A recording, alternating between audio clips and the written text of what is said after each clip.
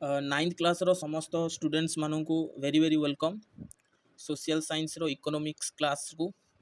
आज आम पढ़ा सोशल साइंस रो इकोनॉमिक्स रो फर्स्ट चैप्टर जार ना हूँ अर्थनैतिक विकास। Name is economics development. तो आज आम पढ़ा कौन ना इकोनॉमिक्स रो फर्स्ट चैप्टर जार ना हूँ अर्थनैतिक विकास। इंग्लिश रे कह जाए इकोनॉमिक्स डेवलपमेंट।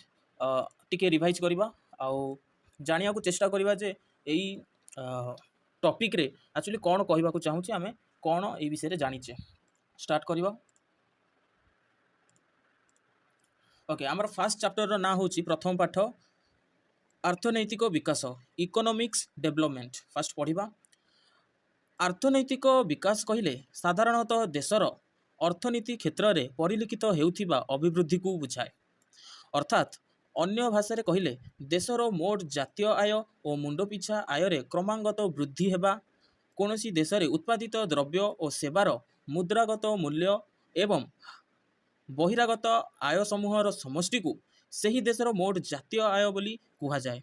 जातीय आय को सही देशर जनसंख्या द्वारा भाग कले उक्त देशर मुंड पिछा आय आकलन करा जाए। तो ये पैराग्राफ रे कौन कहया चाहिला ना आम देश रे साधारणतः अर्थनैतिक विकास साधारणतः देशर अर्थनीति क्षेत्र में परिलक्षित को बुझाई था। परिलक्षित को बुझाई था माने कौन कौन सी देशर जदि अर्थनैतिक व्यवस्था अधिक उच्च हुए डेभलप हुए इंक्रीज हुए ताहले आमे कहिबा जे से देशर अर्थनैतिक विकास हेउची बोली क।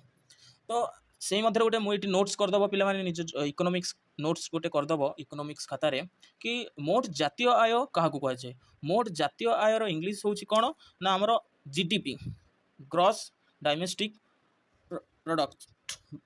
ग्रॉस डायमेस्टिक प्रोडक्ट जीडीपी रो इंग्लिश कौन ग्रॉस डायमेस्टिक प्रोडक्ट जोटा को आम कौन कहू जीडीपी। तुम न्यूज रे सुनी थो जीडीपी बोलिका।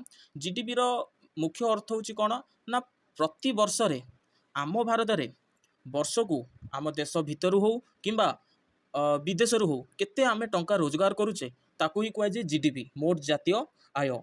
एग्जांपल धर आम भारत प्रति वर्ष आम भारत बहुत किसी जिनस रोजगार करुच्ची ता सहित आम देशर अनेक गुड़िए जिनस अन्य देश को बिक्री करी विदेश केते गोटे पैसा इनकम करुच्ची बा अर्थ इनकम करुच्ची। तो जहाँ सब इनकम करुच्ची सेटा वर्षक भितर केते इनकम करुच्ची मर्ज टोटाल करिकी ताकू ही कहुजिबो कौन जीडीपी बोली कहुजिबो मोट जातीय आय। मुंड पिछा आयर गोटे सूत्रटी मन रखि था मुंड पिछा आय इक्वाल टू मोट जातीय आय बाई जनसंख्या जोटा कि मुझे आगू तुमको बुझेबी। एटा नोट कर देथबो मुझे पीडीएफ टाको ग्रुप रे छाड़ीदेवी।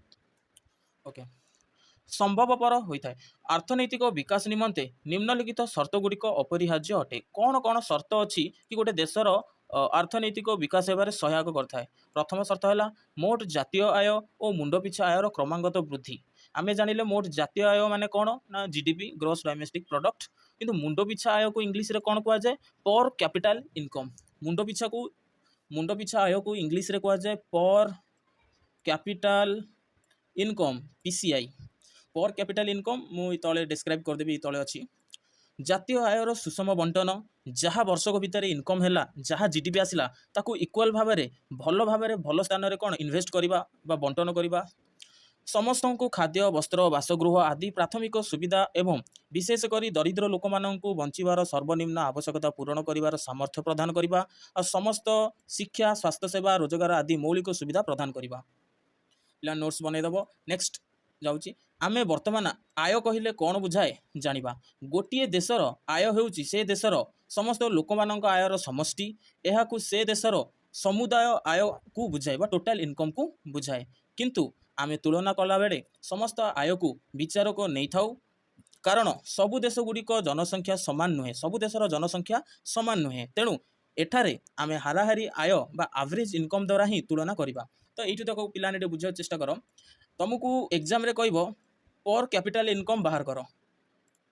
एग्जाम रे आसीबो कि पर कैपिटल इनकम बाहर कर से एग्जांपल दब कहब ये अच्छी हाराहारी आय इक्वाल टू समुदाय आय बाई मुंड पिछा जनसंख्या बा समुदाय जनसंख्या।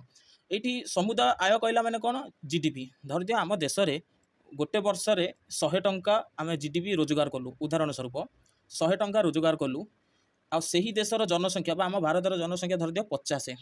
ओके सेमती दब क्वेश्चन आसीबो कि धरी दियो गोटे देशर जनसंख्या हूँ 50 आउ तांकर रोजगार वर्ष को हूँ 100 टंका तो पर कैपिटाल कहला माने कौन मुंड पिछा गोटे लोकर केते आय आसूची इनकम आसूची शून्य शून्य काटिदेव 5 के 5 5 दुगुणे 10 तुम आंसर आसला कौन 2 तुम पर कैपिटाल इनकम केते ना 2 एमती IA1 क्वेश्चन ने पढ़िबो मल्टीपल टाइप सेटा को हैंडल करिवो तापरे आमर आसला विकसित देश और विकासमुखी देश एटा मु नेक्स्ट क्लास रे मु पढ़ेबी आरो नोट्स